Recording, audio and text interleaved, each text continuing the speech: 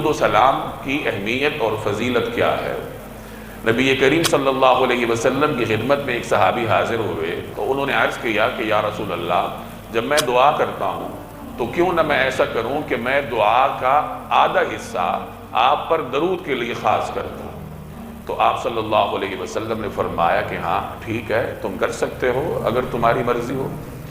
تو وہ عرض کرنے لگا کہ یا رسول اللہ، کیوں نہ میں اپنی دعا کا دو تہائی حصے آپ پر درود کے لیے خاص کر دوں۔ پہلے اس نے 50% کہا، اب وہ 75% کہہ رہا ہے کہ کیوں نہ میں 2/3 حصے جو ہیں، 3/3 یہ آپ صلی اللہ علیہ وسلم پر درود کے لیے خاص کر دوں۔ تو آپ صلی اللہ علیہ وسلم نے فرمایا کہ ہاں ٹھیک ہے، تمہاری مرضی۔ پھر اس نے عرض کیا کہ یا رسول اللہ، کیوں نہ میں اپنی دعا کا سارا وقت ہی درود شریف کے لیے خاص کر دوں۔ تو آپ صلی اللہ علیہ وسلم نے فرمایا کہ اگر تم ایسا کرو گے تو پھر اللہ تبارک و تعالی تمہارے سارے غم دور کر دے گا اور تمہارے گناہوں کو معاف کر دے گا۔